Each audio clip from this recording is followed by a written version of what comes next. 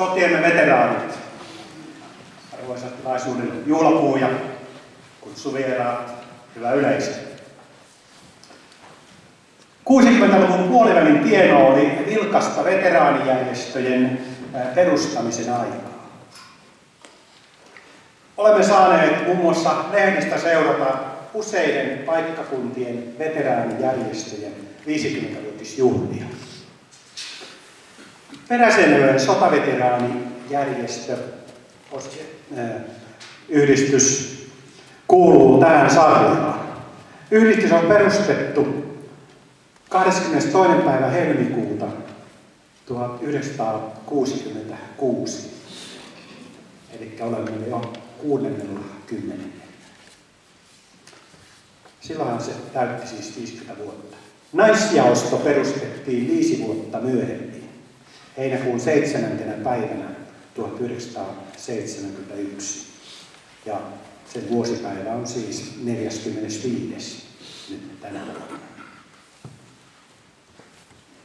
Veteraanisukupolvi on ollut lähes koko Suomen itsenäisyyden ajan tavalla tai toisella mukana yhteiskunnan tekijänä ja näkijänä. Suomi nousi 30-luvun yhdestä maailman köyhimmistä valtioista, agraariyhteiskunnasta, yhdeksi maailman moderneimmaksi valtioksi, tietoyhteiskunnaksi. Tämän päivän uutisissa hallitsevat negatiiviset viestit. Ne ovat vain ohimeneviä notkahduksia. Paljon pahemmastakin on selvitty. Arvoisa juhlaväki, nyt kun sotaveteraanien ja lottien arvostuksen aallonpohja on edetty ja jo 90-luvulla alkanut veteraanien ja lottien arvostus on sille kuuluvalla tasolla, tunnen jonkinlaista myötähäpeää siitä, miten 70-luvun julkkikset, olen sen kirjoittanut täällä sitaatteihin, suhtautuivat veteraaneihin. Kuitenkin meidän silloisten toisinajattelevien, siis niiden, jotka arvostimme veteraanien ja lottien palveluksia, mieltä nostattaa se, että silloinkin niin kutsuttu tavallinen väestö arvosti veteraanin väkeä, mutta siitä ei ollut tapana kovin paljon puhua. Tänään ilmapiiri on terve. Ei ainoastaan Peräseinäjoella arvosteta omia veteraanejamme, vaan myös Peräseinäjoen ulkopuolella juhlaamme ja toimintaamme arvostetaan. Siitä yhtenä merkkinä on se, että se kaupunki muun muassa on yhtenä monista lähettänyt onnittelunsa juhlivalle yhdistyksellemme. Niinpä esitän tässä kiitokset kaikille niille yhdistystämme muistaneille yhteisöille ja henkilöille. Tuhannet kiitokset. Kun olen tutustunut lähemmin eri veteraanijärjestöjen historiaan, olen ollut ymmärtävinäni, että järjestöjen alkuvuosina oli hyvinkin tarkkaa, kuka kuului sotainvalideihin, kuka sotaveteraaneihin tai johonkin muuhun järjestöön. Järjestöjen alkutaipaleella tämä oli ehkä varsin ymmärrettävääkin. Jotkut järjestöt joutuivat rajustikin taistelemaan elintilastaan. Uskoakseni näin ei enää ole. Aika on hoitanut asiaa. Hyvät juhlavieraat, sotainvalideja koskevat etuudet on ulotettu pitkälti myös sotaveteraaneihin ja tietyissä tapauksissa myös puolisoihin ja leskiin. Uskon, että tänä päivänä kenelläkään ei ole mitään sitä vastaan, että seuraava vaihe veteraanijärjestöjen elämässä on toiminnan yhdistäminen paikallisen ja miksei piiritasollakin. Olemme täällä Peräseinäjoella jo usean vuoden ajan toimineet niin kutsutun yhden hallituksen mallilla. Siis samat henkilöt huolehtivat niin sotaveteraani kuin sotainvalidiasiatkin. Keskeisin tehtävä meillä täällä on ollut veteraaniväen kotipalvelun pyörittäminen.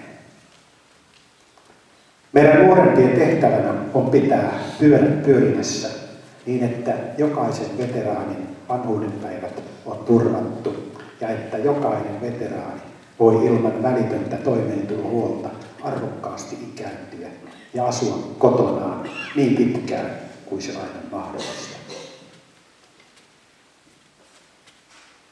Kunnioitetut sotiemme veteraanit, juhlapuuja, hyvät kutsuvieraat ja muu juhlaväki. Peräseinän sotaveteraanit ja naisjaosto viettävät tänään juhlavuosipäivää. Me järjestäjät toivomme, että tämä hieman tavallisuudesta poikkeava musiikkipainotteinen juhla on iloinen, muistorikas ja valoisa juhla. Hyvä juhlaväki, olkaa sydämellisesti tervetulleita.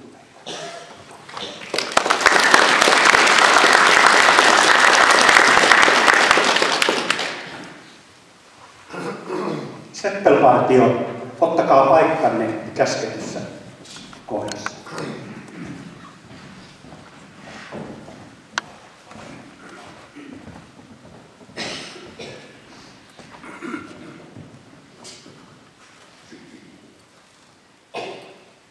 Kunnioitetut sotiemme veteraanit sekä muu juhlaväki. Peräseinän sotaveteraanit ja naisjaosto viettävät tänään juhlaa. Veteraaniyhdistys täyttää 50 vuotta ja sen naisjaosto 45 vuotta. Meillä nykypäivän suomalaisilla on velvollisuus ja ihan kunniatehtävä muistaa heitä, jotka antoivat kaikkein suurimman uhrin itsenäisyyttämme puolustaessaan. Meidän tämänpäiväisen juhlamme teemaksi voitaisiin valita loppuun saakka. Tätä teemaa noudattaen me emme unohda, me emme jätä, vaan huolehdimme loppuun saakka veteraanien ja heidän puolisoiden ja leskien palvelusta. Meillä Peräseinäjoella olemme ottaneet ihan kunnia-asiaksemme järjestää kotipalvelu sille veteraaniväelle, jotka kotipalvelua tahtovat ja jotka sitä tarvitsevat. Arvoisa juhlayleisö, tämä tervehdys on kiitollisuuden ja kunnian osoitus niille, joiden antaman uhrin ansiosta saamme elää vapaassa ja itsenäisessä isänmaassamme. Peräseinäjoen sotaveteraanit ja naisjaosto haluavat tänään näillä järjestämillään syntymäpäivän juhlilla osoittaa kunnioitustaan heille, jotka asioiden toisin mennessä heidän kohdallaan olisivat olleet, näin uskon, myös tämän meidän veteraaniyhdistyksemme jäseniä. Seppelpartio, kantakaa tämä seppele sille osoitetulle paikalle sankarivainajien muistomerkille Peräseinäjoen sotaveteraanien ja sen naisjaoston kiitollisuuden ja arvostuksen osoituksena kaikille niille 260 sankarivainajalle, jotka kaatuivat puolustaessaan niitä arvoja ja ihanteita, joista isänmaamme tänään tunnetaan.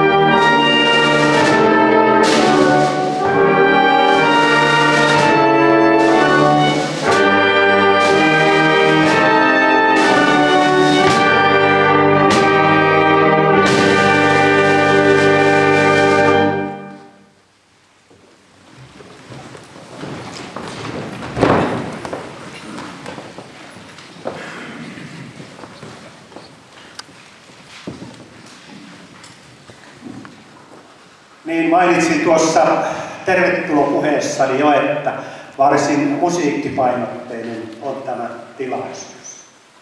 Ja jos jalkapallotermeillä puhutaan, niin nyt alkaisi sitten se ensimmäinen puoliaika. Meillä on täällä tänään esiintymässä Pohjanmaan maanpuolustussoittokunta, jonka kapellimestarina toimii kapteeni Sami Salmivuori.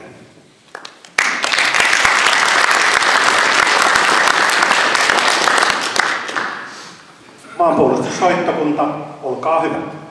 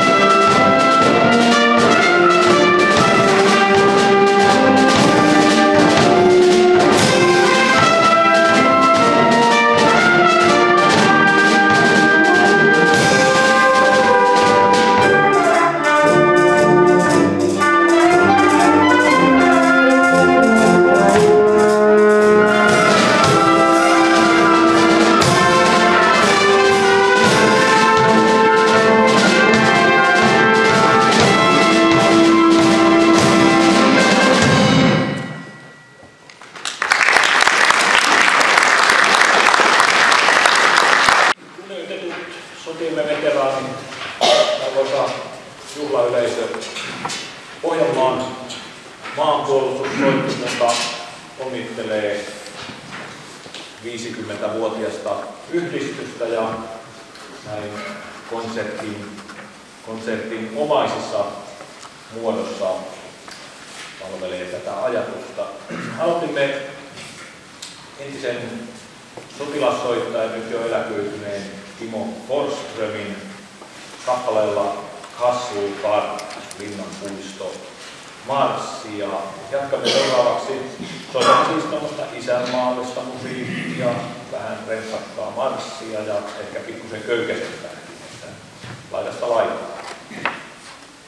Seuraava kappale ei juuri esittelyä kaipaassa, on Jukka Kuopamäen Sininen Alku.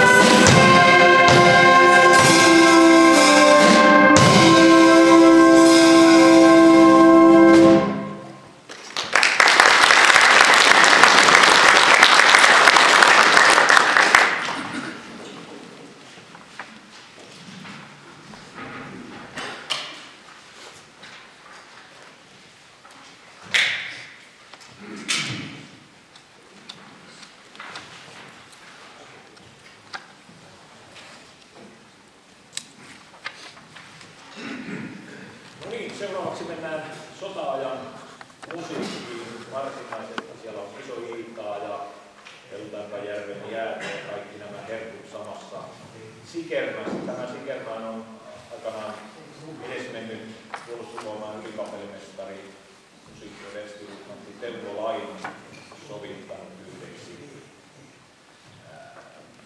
kappaleketjuksi. Hyvä lähdetään seuraavaksi jatkamaan.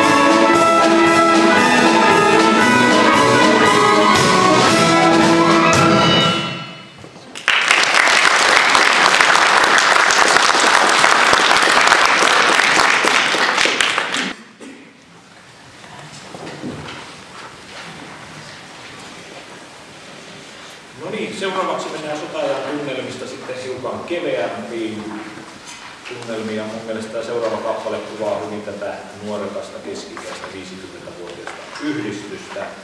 Vaikkakin nimi on The Long Road. Tämä on Timo Forsströmin sävellys. Myös tämäkin, niin kuin se Kastleparkki siellä aikaisemmassa tai ensimmäisenä kappaleena. Ja lähdetään sen mukaan letkeisiin tunteisiin.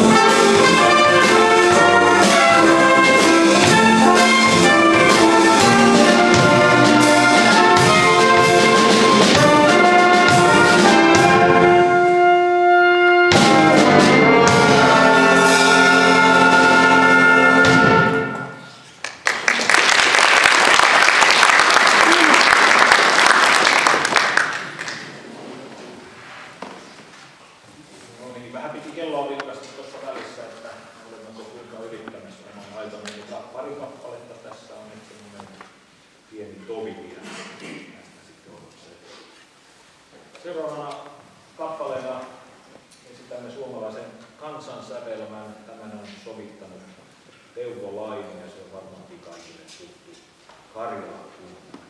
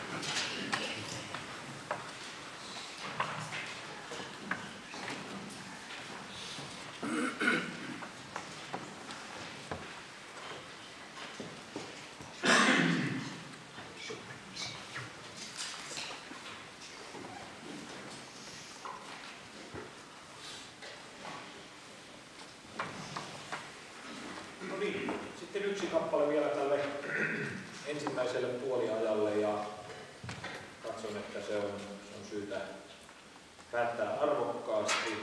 Kansallissäveltäjämme Jean Sibelius tuottanut tämän kappaleen ja tietysti Jääkärien maassa.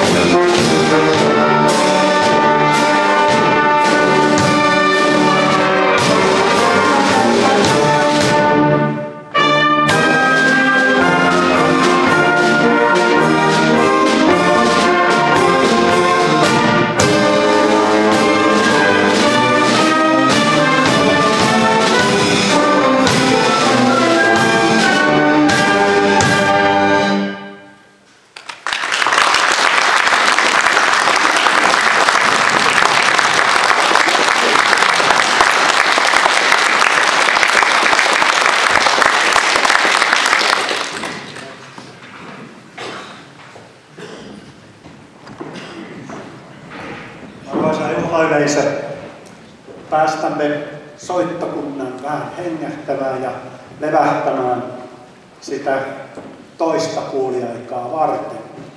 Eli siirrymme tämän juhlan puheosuuteen. Meillä oli työnimenä, että vähemmän puhetta ja enemmän musiikkia. Ei se sitä tarkoita tietenkään, ettei nyt mitään sanota.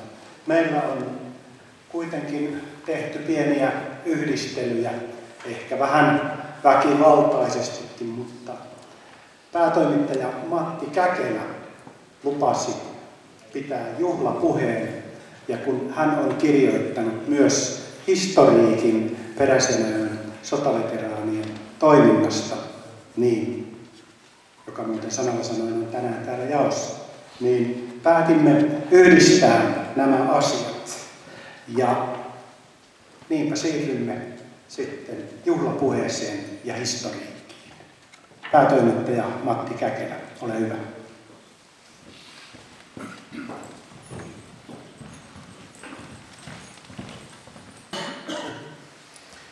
Arvoisa kunnioitettu veteraanisukupolvi, miehet ja naiset, kotirintamaniiset ja myöskin te nuoret, jotka silloin kannoitte vastuuta hyvinkin vaativilla paikoilla. Nyt jo vähän ikääntyneinä. Hyvät kuulijat. Aloittaa sen tätä Peräseinäjoen sotaveteraaniyhdistyksen 50-vuotisjulkaisua. Kokoamista joudun pohtimaan, minkä näkökulman siihen ottaisi. Tehtävä sinänsä oli hyvin miellyttävä ja mielenkiintoinen. Olenhan työni puitteissa pyörinyt täällä yli 30 vuotta. Näitä sieltä on tuttuja ja lukemattomat veteraanien tilaisuudet on myös käynyt tänä aikana. Keskitytkö pelkästään yhdistyksen toimintaan vai otanko mukaan myös taustoja vuosien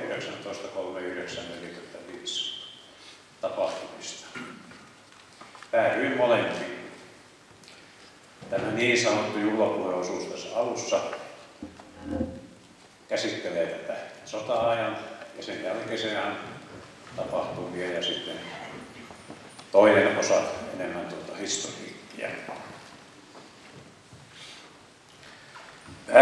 Pääpaino tuossakin kirjassa on yhdistystoiminnassa, mutta ei sieltä voi jättää pois myöskään näitä tausta-asioita. Aktiivisen ja kokemuksen mukaan hyvin vahvahenkisen veteraaniyhdistyksen pohja luotiin vuosina 1939–1945. Alkuvaiheessa mukana toki oli vielä jonkin verran myöskin vapaussodan veteraaneja.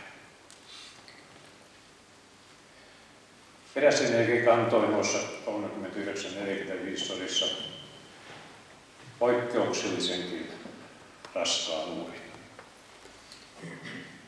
Kolmanneksi eniten asukaslukuun verrattuna suhteutettuna Soinin ja Töysän jälkeen. Soinilaiset ja töysäläiset olivat talvisodan aikana surullisen kuuluisella Taipaleenjoella ja peräseinäjokelaiset samaan jokilinjaan kuuluvan Vuoksen varrella.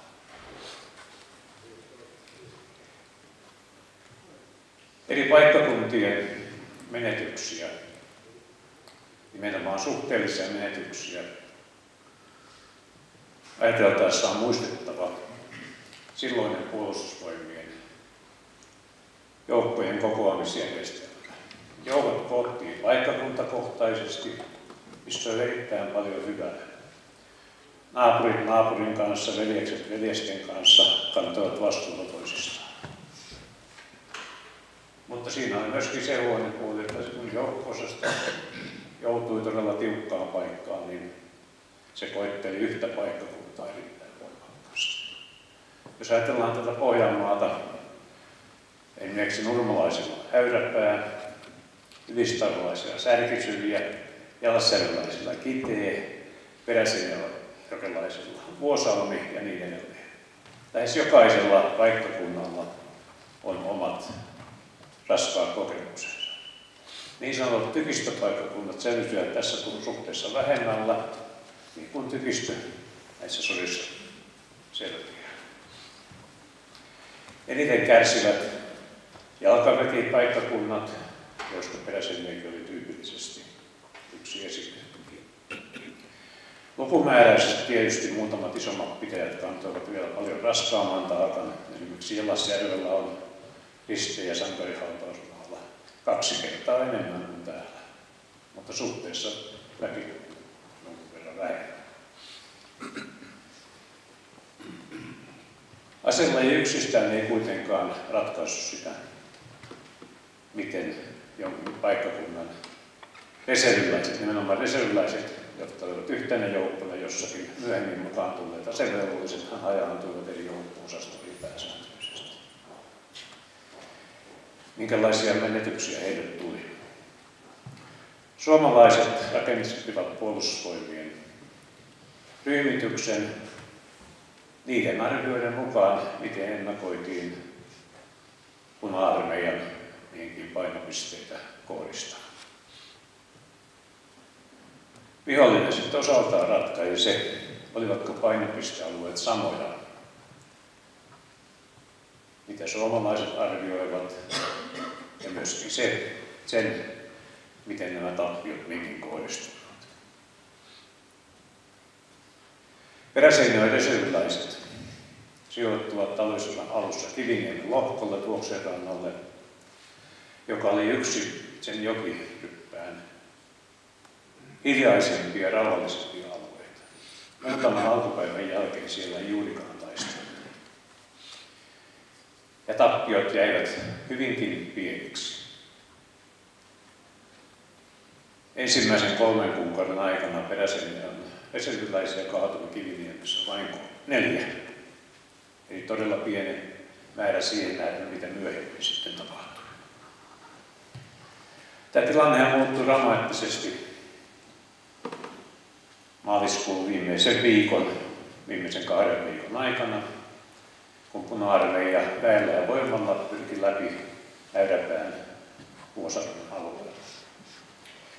Peräseinäjokelais-alvutelaisen pataljoonan kohtaloksi muodostui se, että juuri tämä pataljoona oli rykmentissä lepovuorossa silloin, kun joukkoja siirrettiin Vuosaareen. Eli he joutuivat lähtemään sinne. Tällä viikolla on kulunut 76 vuotta siitä, kun Vuosaarella käytiin näitä ratkaisutaisteluja. Taisteluja, joissa peräseinäjokelaisia kaatui 48. 1 viikon aikana. Samanlaisia tappioita kokivat alavutelaiset, jotka olivat samassa pataljoonassa, ja tietysti sillä alueella jo aikaisemmin olleet, ja sinne lisäksi siirretyt muut joukko-osastot. Vuosaarella on ollut Peräseinäjoen veteraanitoiminnassa hyvin keskeinen osa. Sitä on muisteltu juhlatilaisuuksilla vuosittain. Ja tietenkin tuolta sankarihaudoilta on luettavissa aika paljon nimiä, jotka liittyvät Vuosaaren taisteluun. Mutta Peräseinäjoella on myöskin muita tällaisia raskaita kohtalon aikoja. Peräseinäjokelaisiahan kaatui talvi- ja jatkosodan aikana 236. Vuosalmi ei ollut suurin tappioiden paikka. Suurin oli kesällä 1941 hyökkäys Kiteeltä Laatokalle. Sillä välillä, tosin 1,5 kuukauden aikana, kaatui 56 peräseinäjokelaista reserviläistä. Ja kesän 1944 torjuntataisteluissa tappiot olivat 45. Eli reilu 60% Peräseinäjoen sankarivainajista, eli viimeisten sotien sankarivainajista, kaatui näiltä 3 taistelukentällä. Se, miksi Vuosaarelle on noussut tällainen erityinen asema tässä johtuu tietystikin näistä kahdesta seikasta. Ensinnäkin talvisodan 3 kuukauden aikaan on totuttu siihen, että tappiota ei kovin paljon tullut. Ja sitten ne tulivat viikossa hyvin rajuja ja dramaattisia.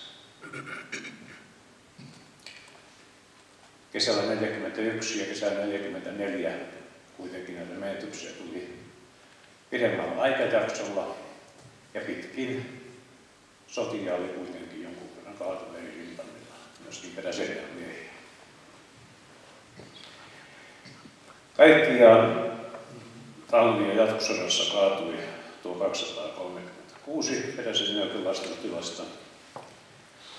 Ja kun tähän lisätään noin 300 eri tavoilla haavoittunutta, osa vakavasti, pysyvästi, osa palasi takaisin rintamalle, 95 sotaleskeä ja 190 sotaorpoa. Ei tarvitse lainkaan ihmetellä sitä, miksi veteraanitoiminta koettiin Peräseinällä tärkeäksi. Veteraanisukupolven miesten ja naisten, rintamalla taistelleiden henkilöiden ja heitä tukeneiden lisäksi on ehdottomasti muistettava kotirintaman toiminta. Lapsista nuorten kautta vanhempaan väkeen. Eli kotirintama olisi pitänyt, ei myöskään armeija olisi pystynyt täyttämään tehtävänsä. Ja näiden samojen naisten, miesten, nuorten yhteistoiminnan rakennettiin sotien jälkeen.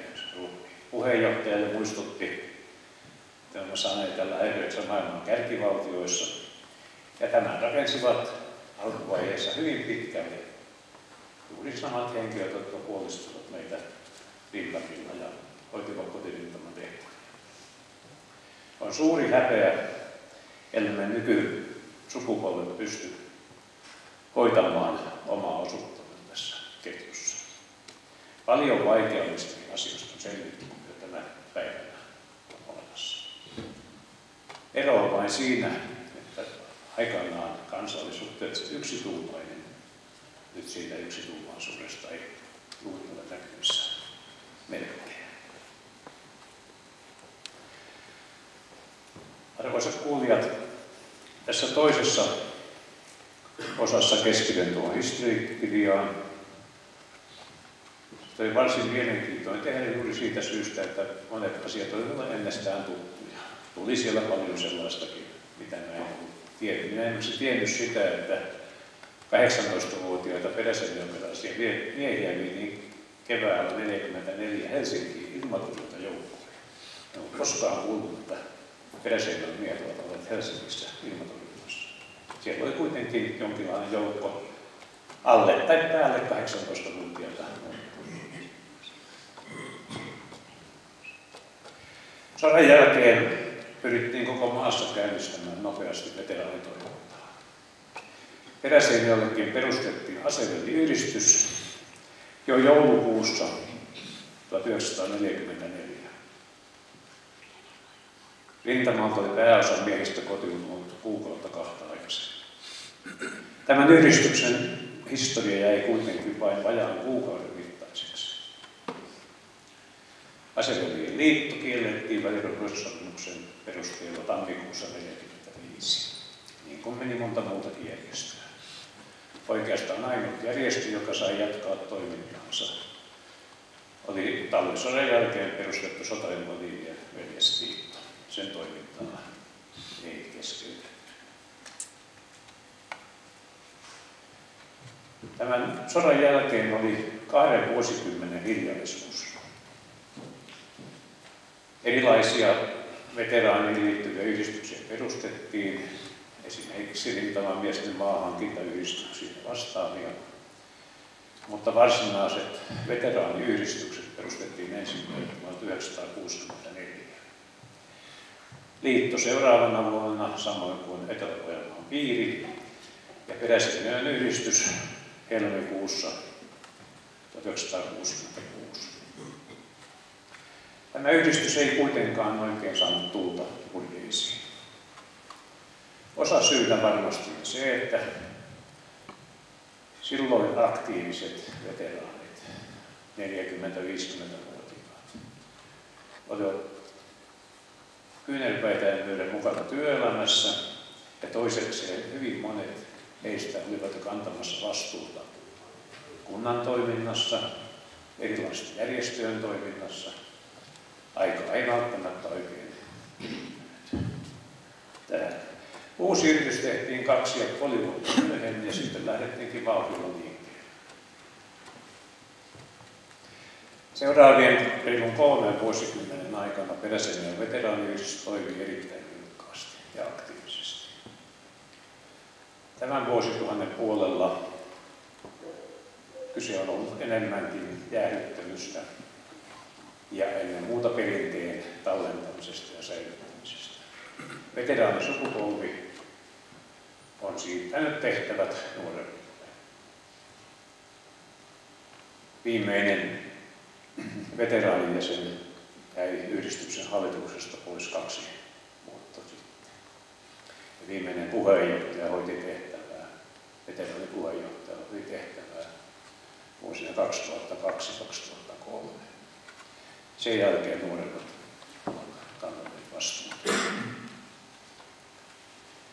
Jo vuonna 1970 toiminnan uudelleenkäynnistymisen jälkeen aloitettiin edelleen jatkuva kaunis perinne. Veteraaniyhdistys laskee seppeleen jokaisen viimeisen iltahuutoon siirtyneen veteraanin muistolle. Seuraavana vuonna saatiin yhdistykselle jo oma lippu, joka liittyy itsensä päivällä 1971. Ja samalla 70-luvulla aloitettiin Antinrannan oma paikan, vapaa-ajan paikan rakentaminen. Se tehtiin hyvin pitkältä omin voimin. Siinä joukossa, joka sitä oli rakentamassa nuoremmissa ja vähän vanhemmissakin veteraaneissa, oli erittäin paljon erilaista osaamista ja he pystyivät tekemään itse suurin osan tästä työstä. Huvillaahan rakennettiin sitten vielä, tai laajennettiin vuonna 1991. Yhdistys sai käyttöönsä sen maa-alueen veteraani Antti Haapalalta, ja se oli yhdistyksellä vuokrattuna ilman vuokraa 35 vuotta.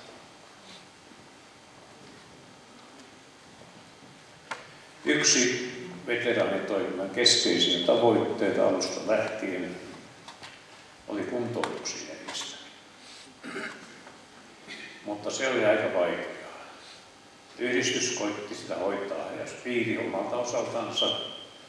Kunta tuli jossakin vaiheessa mukaan paljon ennen kuin valtio alkoi 80-luvulla kantaa vastuuta siitä asiasta.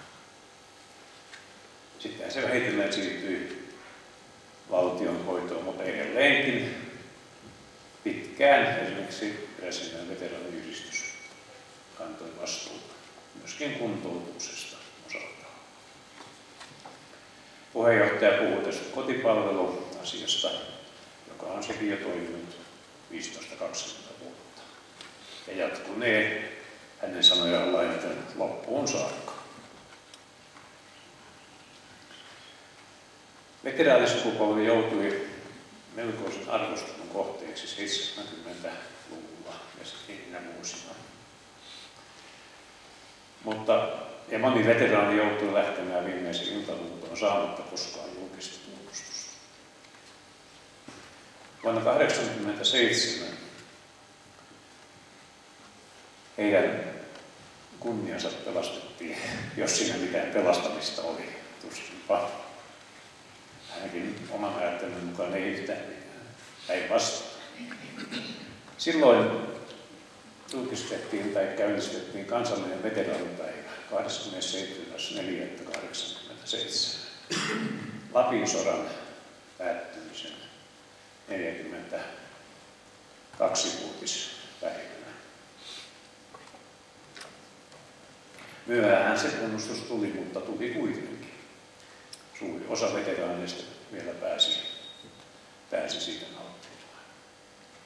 Tässä samassa salissa oli Peräseinäjoella pidetty veteraanipäivän juhlatilaisuus. Olen täällä ollut monessa tilaisuudessa, koskaan tämä ei ollut niin täynnä kuin silloin. Kunnallissanomissa kirjoitin, että oli yli 300 henkilöä paikalla. Enkä usko pahasti liioitelleen, mutta en kylläkään vähätellen.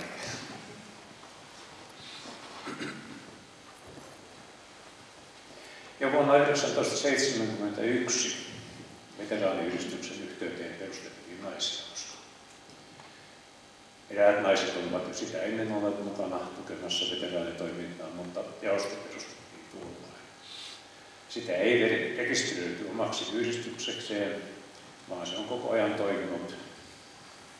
toiminut tiiviisti jaostona yhdistyksen yhteydessä. Sitä myöden, kun väki on ikääntynyt, niin veteraaninaisten osuus aina vaan kasvaa.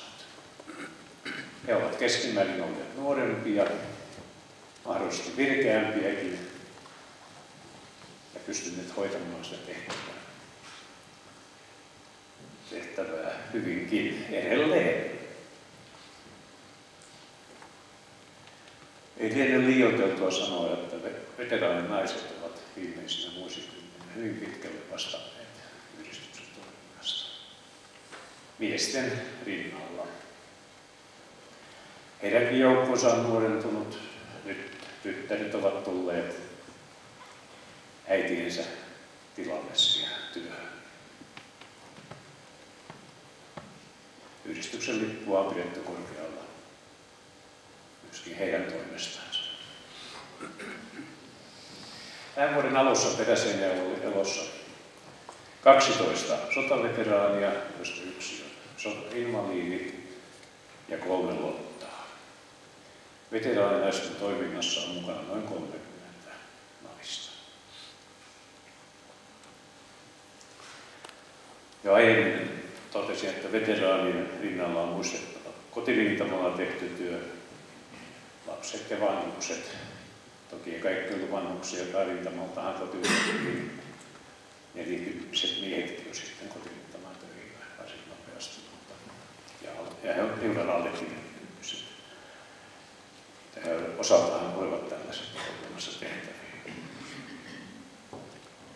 Koko kansa oli kuitenkin vuorollaan puolustamassa ja rakentamassa maatamme. Tuon historiikkikirjan nimeksi valitsin Onnekas isäntä. Se tulee suoraan Sakari Ylisen kirjoittamasta runosta, jonka Raimo Moisio on säveltänyt. Se on eräänlainen Peräseinäjoen veteraanien nimikkolaulu ja tunnuslaulu. Sodan tilannetta pieni Suomi yksinään taistelemassa isoa naapuria vastaan ja myöskin jatkosodan eri vaiheita, niin kyllä Suomi on todella onnekas, jos ajattelee näitä vaihtoehtoja. Itse olen kiertänyt viimeisen 15 vuoden aikana, 20 vuoden aikana 30 kertaa tuota vanhaa Karjalaa ja joka kerta vahvistuu se usko, että kyllä meidän on käynyt sittenkin hyvin.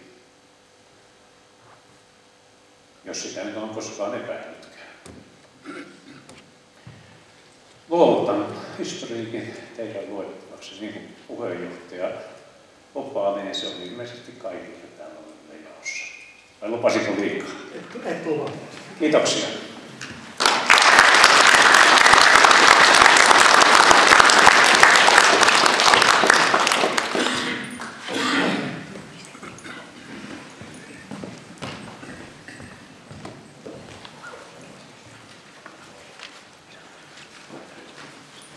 Niin, Onnekas isänmaa -kirja on tämän näköinen.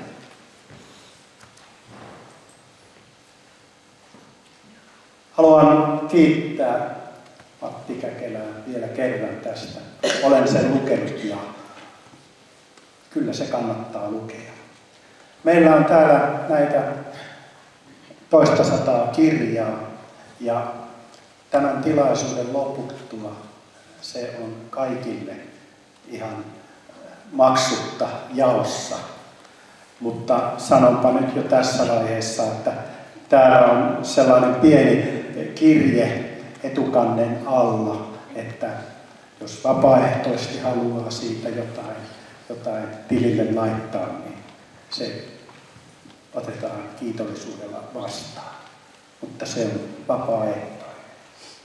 Siis tilaisuuden lopuksi näitä.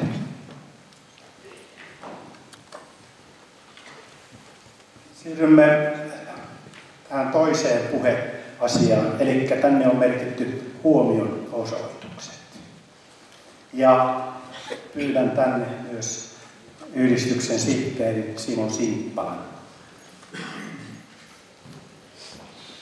Olemme nopeuttaaksemme jo laittaneet rintapieleen ne huomionosoitukset ja meillä on täällä sitten omistuskirjat jaossa. Pyydän tänne tulemaan seuraavat henkilöt. Ilmari Hämäläinen.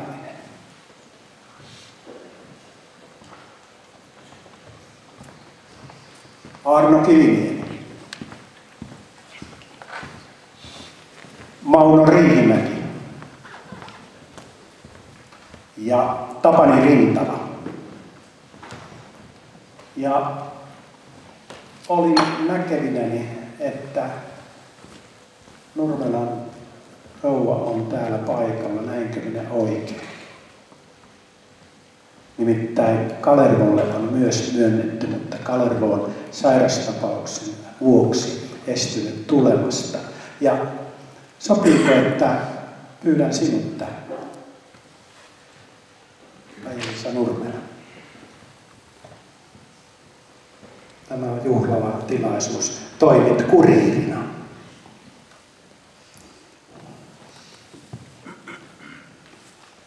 No niin, sotilaallisesti varpaaton viivalla. Se on aivan oikein.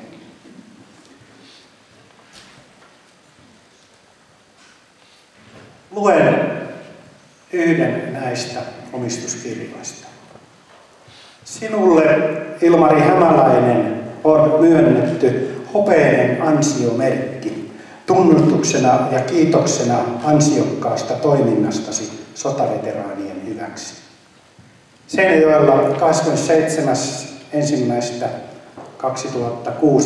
27.1.2016 Etelä-Pohjanmaan sotaveteraanipiiri ry puheenjohtaja Esko Petäjä, toiminnanjohtaja Pertti Kortesniemi. Nämä kaikki omistuskirjat ovat saman sisältöisiä.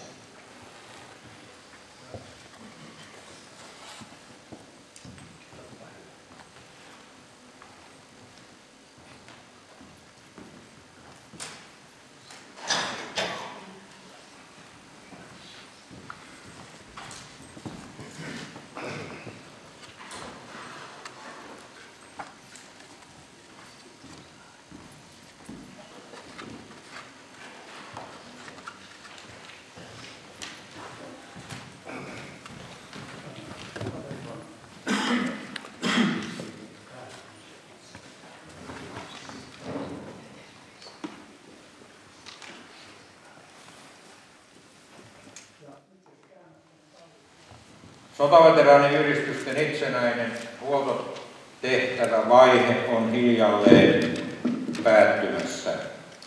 Olemme siirtymässä perinneaikaan, niin kuin täällä on jo useampaan otteeseen todettu.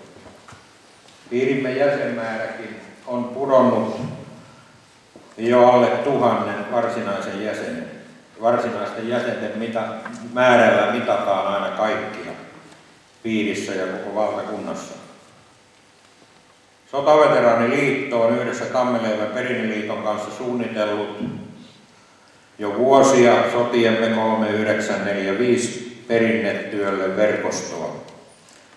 Suomen sotaveteraaniliitolla on 30 000 maksavaa kannattajajäsentä ja tästä Etelä-Pohjanmaalla noin 10%.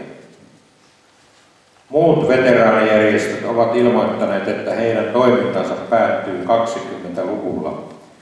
Siksi lienee luonnollista, että tämä verkosto muodostetaan sotaveteraanipiirien tai yhdistysten pohjalle. Etelä-Pohjanmaalle on suunnitteilla maan suurin maakunnallinen perinnöyhdistys sotaveteraanipiirin pohjalle. Yhdistys tulee muodostumaan 5 seutukunnasta jaostomuodossa, ja se tulee ylläpitämään uusien sukupolvien keskuudessa muistoa sotaveteraanin ja muiden sodan ajan kokeneiden sukupolvien uhrauksista itsenäisyyden säilyttämisessä ja jälleenrakentamisessa. Arvoisat peräseinäläiset, kannustan teitä olemaan mukana tässä maan suurimman perinneyhdistyksen rakentamisessa. Aina kun rakennetaan jotain maakunnallista, meidän pitää muistaa paikallistason ja nykyisen kuntatason erilaisuuden. Sotiemme 3945 veteraanien uhrauksetkin eri kunnissa ovat olleet erilaisia, niin kuin juhlapuhuja mainitsi. Veteraanien perinnön siirtäminen on kansallinen tehtävä. Siitä ei voi tulla kenenkään yksittäisen ihmisen tai ryhmän poliittisen tai taloudellisen tarkoitusperän temmellyskenttää.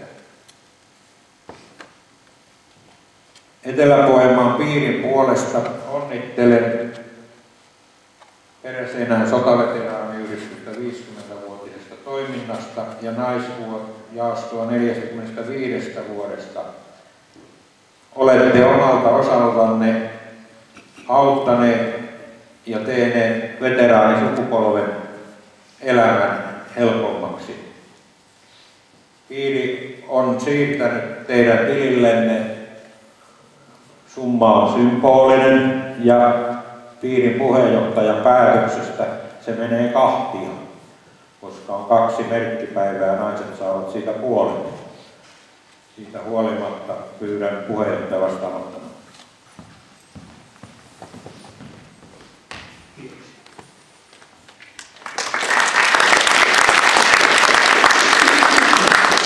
Edelleen käytän tilaisuutta hyväkseni.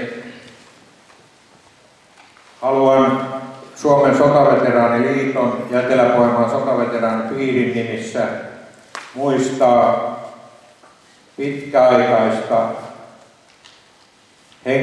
pitkäaikaista työstä henkilöä, joka on 10 vuosien aikana kunnan luottamistehtävissä vastannut omalla laillaan sotaveteraanien elämän kohentamisesta.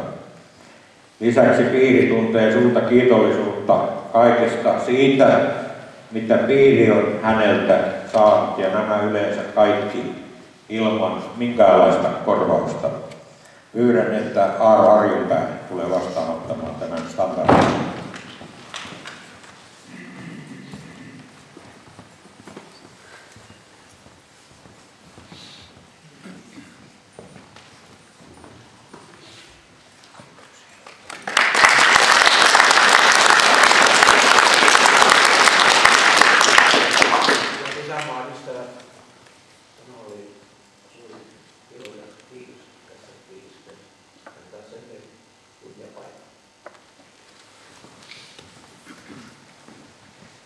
Arvoisa juhlayleisö, kiitän siitä, että olen saanut olla mukana.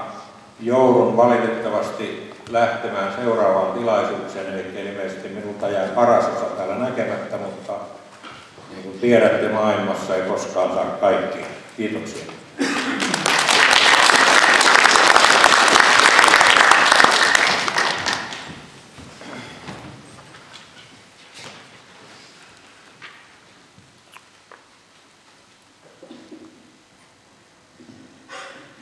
Ennen kuin siirrymme tuohon toiseen puoliaikaan, tuon musiikin suhteen, niin meillä on tullut 3 sähkösanomaa, adressia.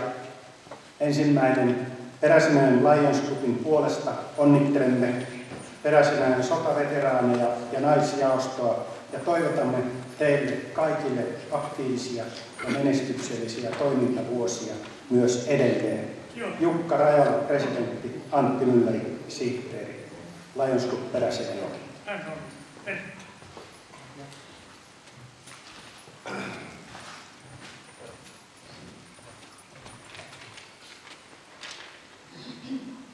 Eversti Jorma Jokisalo on lähettänyt myös viestiä. Pyydän sinua välittämään juhlivalle yhdistykselle ja naistoimikunnalle lämpimät onnittelut juhlapäivän johdosta ja terveiseni. Tekemänne työ omienne parhaaksi on ollut pyyteetöntä ja esimerkiksi kelpaavaa. Siitä esimerkkinä jälkipolvet sotiemme veteraanien perinnetyössä. Seuratkoon muistaen, että perinnetyön onnistuminen ja vaikutus on mahdollista vain kaikkien perinnetyötä tekevien yhteistyöllä. Silloin siitä tulee koko kansan perinnetyötä, joka kunnioittaa ja muistaa aikaisempien sukupolvien uhrauksia maamme itsenäisyyden saavuttamiseksi ja sen puolustamisessa. Eversti Jorma Jokisalo. Ja kolmantena, kunnioittaen Peräselän sotaveteraanien elämäntyötä esitämme Peräselän sotaveteraanit ry:lle sekä sen naisjaostolle lämpimät onnittelumme sekä suotuisan jatkon toivotukset. Ystävällisin terveisin Juha Koivisto, JR7 perinnetoimikunta.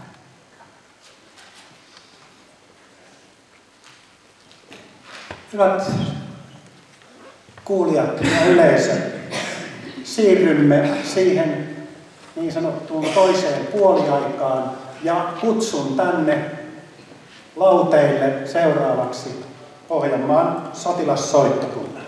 Olkaa hyvät.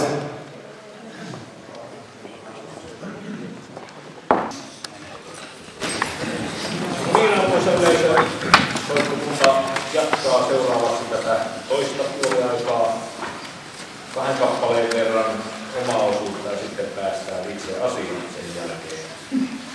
Ja sanotaan, että ei kahta ilman kolmatta.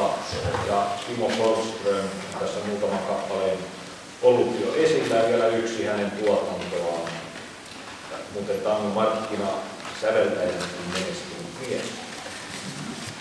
Ja kevättä odotellessa Waiting for Spring on seuraava kappaleen nimi ja solistiksi trumpetin kanssa tulee Markku Poika. Thank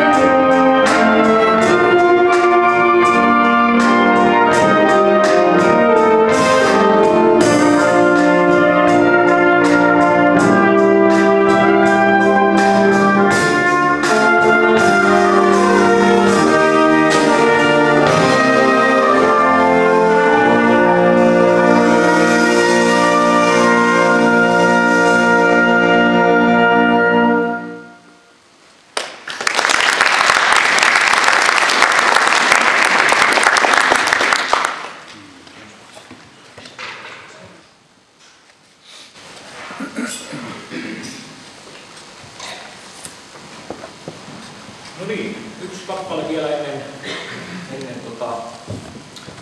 lauluosuutta. Ja jokainen meistä silloin tällöin kaipailee pientä romanssia. Meillä se alkaa kohta tänne lauluporukan kanssa. Ja Oskar Merikanto on säveltänyt seuraavan romanssi opus 12 ja sen on sovittanut Seinäjoen Sibelius Antti Varma.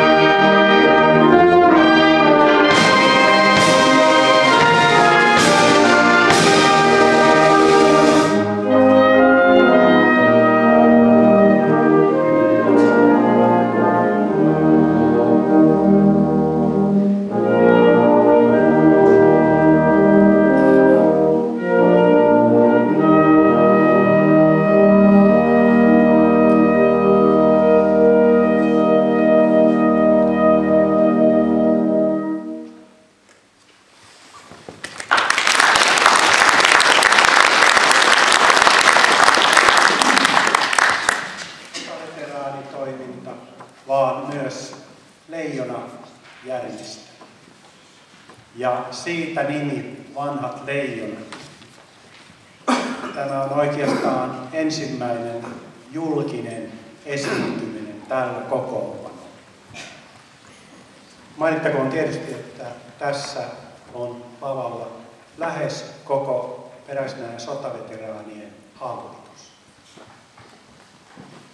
Paria puuttuu, Eila ja Ilmari. Ilmarille minä tästä sanoin, että hän sanoi, että jos saa olla muuten, niin en laula.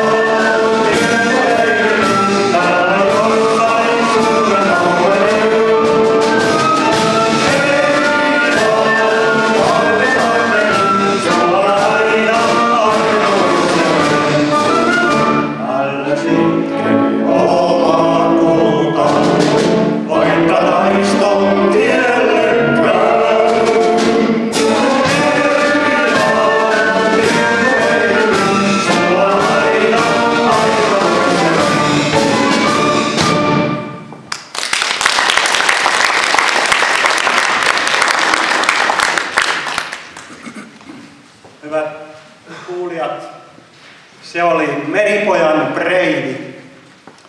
Jori Malmsteen oli se, joka sota-ajan iskelmistä suurimman osan sävelsi, sanoitti ja myös esitti. Ja tämä Marssi Foxi, se sävellettiin 42 ja se otettiin välittömästi käyttöön ja siitä tuli hyvin suosittu. Toinen kappaleemme on myös tähän samaan aihepiiriin kuuluva Sotilasmarssi. Se on kuitenkin kansanlaulu. Eikä me olla veljeksiä. Vaikka me ollaan kahden.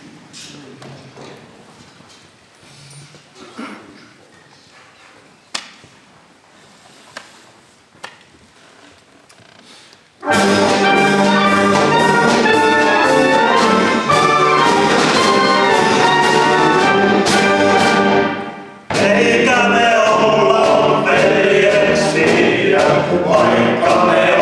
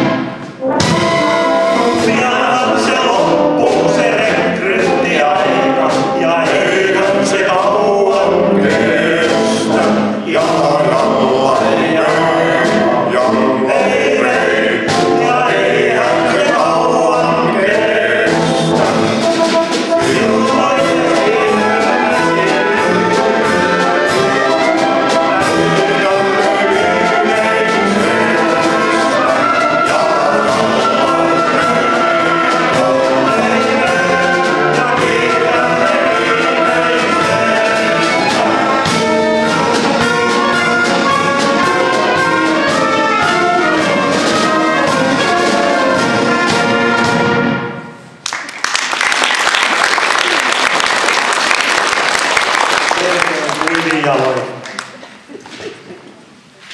Seuraavana on talvisodan aikana F.E. Sillanpään itse asiassa runo, jonka hän kirjoitti Esko pojalleen, kun hän lähti ylimääräisiin harjoituksiin. Ja siitä sitten pikasävellyskilpailun kautta Aimo Mustonen, itseoppinut säveltäjä, voitti sen kilpailun. Ja tämä sama kappale on myös Suomen sotaveteraaniliiton kunniamarssi. Sillanpään marssilaulu.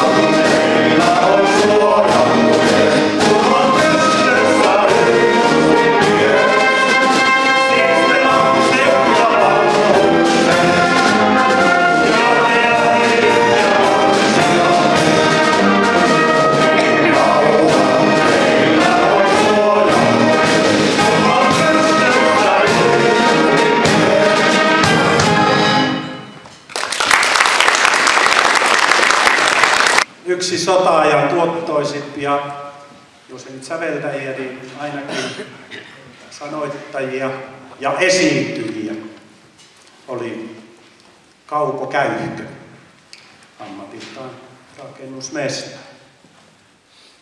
Hän sävelsi seuraavan tämmöisen haikeahkon humppa foksiin, kirje sieltä jostain.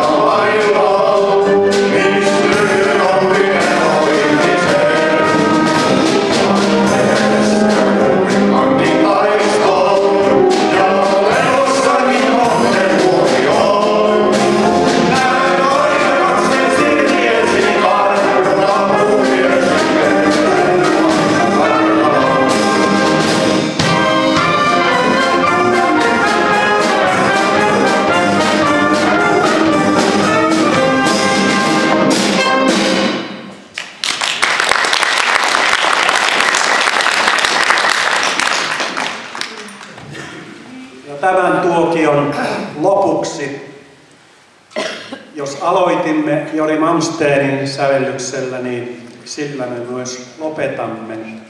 Ja jatkosodan aikana Yleisradio julisti merimieslaulukilpailun. Ja voittajaksi selviytyi tämä valssi. Ehkä jotkut arvaakin, mitä sitten on tulossa. Täältä on tulossa. Palkitsemisen perusteessa mainittiin, että laulussa on tavoitettu aidosti se tunnelma, joka skanssissa vallitsee taistelun hetkeksi tauottua. Hyvä yleisö, ilta skanssissa.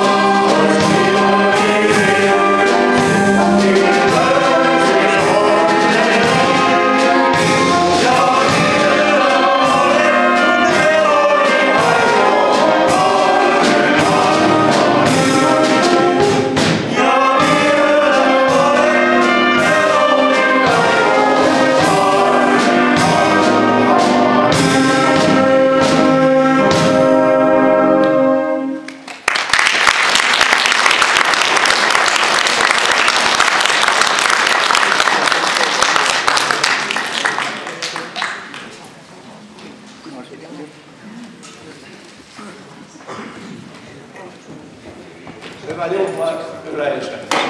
Tilaisuutemme on nyt päättymässä ja kiitän teitä kaikkia. Maanpuolustus soittakaa. Meidän tulla samankattava kokea. Mutta ei se kaukana kuitenkaan todesta ole. Kapellimestari Sami Salmivuorta, päätoimittaja Matti Käkelä tai yhden kerran tuon kirjan kirjoittamisesta, vaikka oli yhden kerran kiitelty tässä, mutta on se sen toisen kerran arvoa. Keijo Köykkää äänentoistosta, kiitoksia. Ja Anita Haapamäkeä kahvitarjoilusta. Ja ennen kaikkea teitä yleisö. Teitä on näinkin runsaasti paikalla. Se on aina hieno juttu, kun yleisöä on. Päätössanoiksi laulamme sen veteraanin iltahuutolaulun, joka löytyy sieltä ohjelma Ykkösen viimeiseltä sivulta. Kuukausitilaisuuksissamme olemme perinteisesti laulaneet tämän laulun seisaalleen nousten ja toivon sen tehtaan myöskin nyt. Laulu ja turvallista kotimaata.